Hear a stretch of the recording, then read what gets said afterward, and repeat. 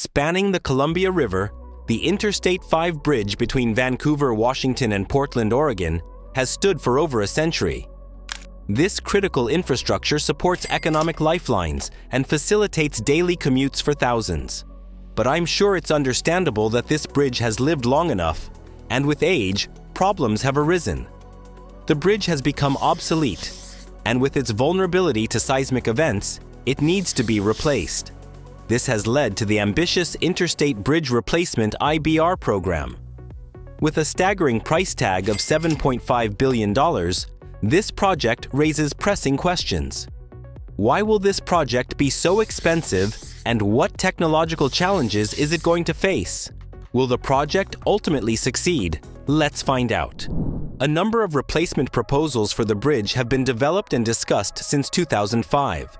Both river and road vehicle traffic congestion is attributed to the bridge. By 2012, after numerous delays, plans for a replacement bridge, known as the Columbia River Crossing (CRC) project, had come together. The project was highly controversial, with both strong support and strong opposition. It was estimated to cost at least $3.4 billion.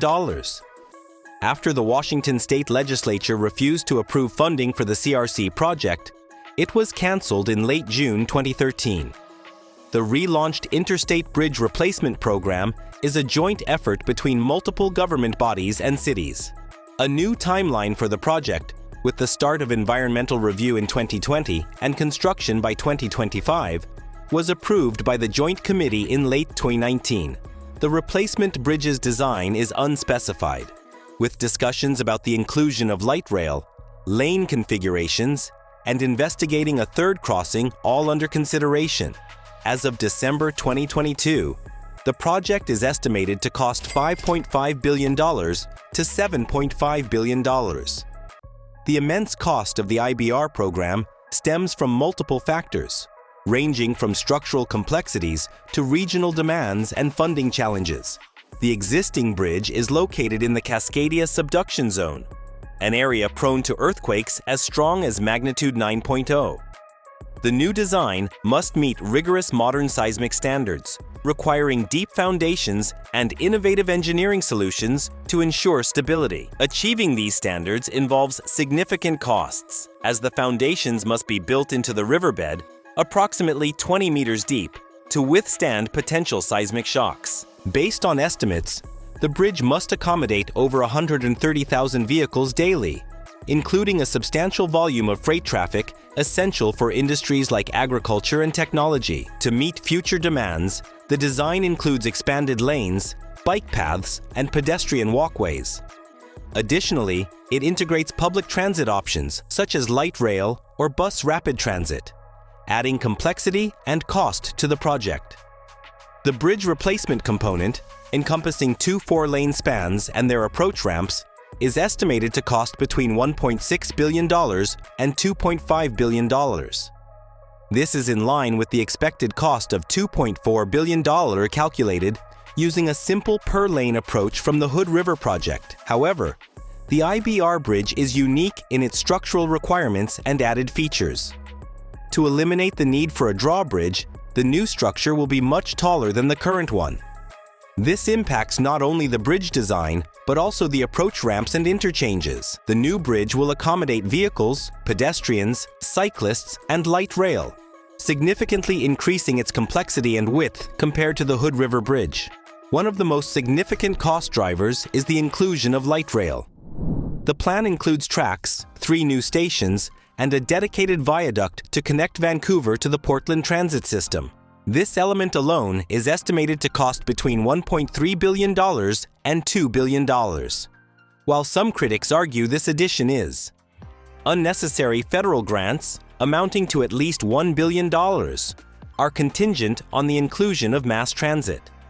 Thus, removing light rail would potentially reduce costs, but also jeopardize critical funding. The project also involves extensive upgrades to 7 interchanges along the corridor. Rebuilding the Marine Drive Hayden Island and I-5 interchanges accounts for $1 billion to $1.6 billion of the total estimated budget. This includes constructing a new local bridge to maintain access to Hayden Island from the Oregon mainland.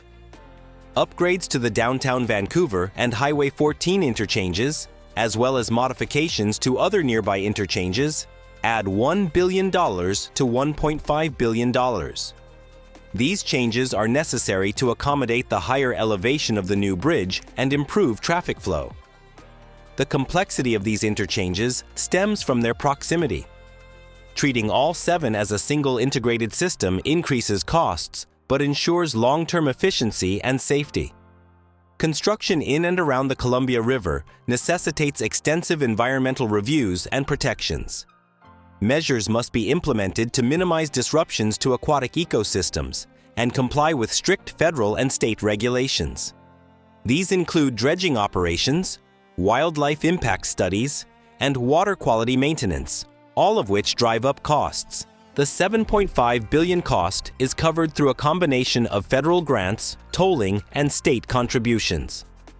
Federal grants account for $2.5 billion, while Oregon and Washington are contributing $1 billion each. Tolls, expected to raise $1.2 billion, are designed to vary by time of day, but their implementation requires additional infrastructure and administrative systems. These funding sources also come with strings attached, requiring specific allocations and audits, which further inflate costs.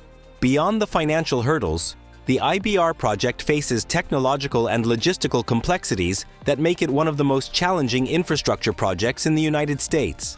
The current bridge includes a lift span that allows ships to pass by, raising a section of the roadway to 53 meters. This design disrupts traffic and poses safety risks. While replacing it with a fixed-span bridge seems logical, the U.S. Coast Guard requires a minimum clearance of 53 meters for river traffic, and that requirement further complicates the design process. Meeting these clearance requirements while avoiding interference with the airspace of Portland International Airport adds further constraints.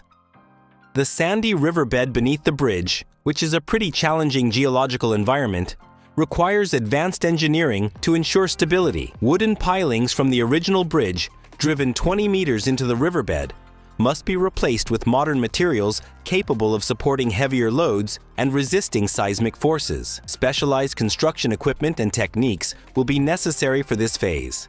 And there's always the issue with digging that unforeseen materials may block the paths. The presence of boulders while driving in the pillars could lead to significant increases in costs and may even make it impossible to create a stable structure in specific places. Even incorporating pedestrian, cycling, and public transit facilities within the bridge's structure presents a unique engineering challenge. Designs must ensure safety and efficiency for all users while maintaining a compact profile to avoid space conflicts. Options like the double-deck truss bridge, which separates vehicular and non-vehicular traffic, are being considered, but they require advanced materials and design solutions. Several bridge designs are under consideration, including extradosed, finback, concrete girder, and truss bridge configurations. Each has specific benefits and challenges, particularly concerning airspace and aesthetic integration with the region.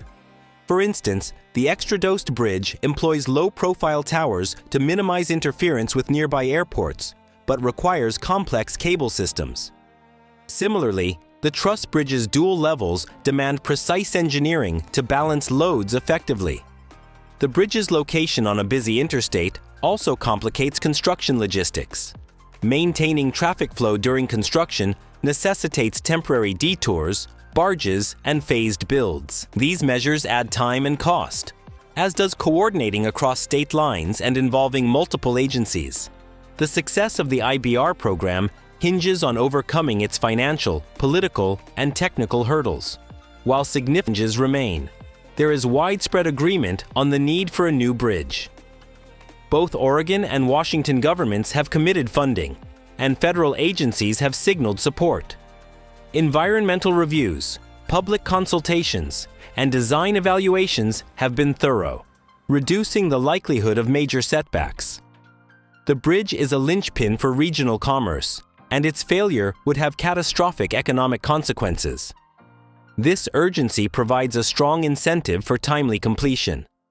While funding mechanisms are in place, unforeseen costs or delays could widen budget gaps. Opposition to tolling also poses a political risk. Conflicts over clearance heights and environmental impacts could delay approvals from agencies like the U.S. Coast Guard. The project has faced criticism for its high costs and scope, particularly the allocation of funds to freeway expansions and interchanges. Not just that, as you may have guessed, taxpayers aren't too happy with the possibility of tolls on the bridge. This is especially true for commuters who travel on the bridge on a daily basis. To avoid facing any further hindrances, building public trust will be crucial if the project is to succeed. The $7.5 billion Interstate Bridge Replacement project is more than just a bridge. It is a necessity that affects thousands of citizens. With cutting-edge engineering, a focus on sustainability, and a commitment to resilience, this project addresses critical infrastructure needs while shaping the region for decades to come. As the new I-5 bridge aims to connect communities, support economic growth, and withstand the tests of time, one question remains. Will construction begin, or will the project be scrapped like the CRC? Comment down below and let us know.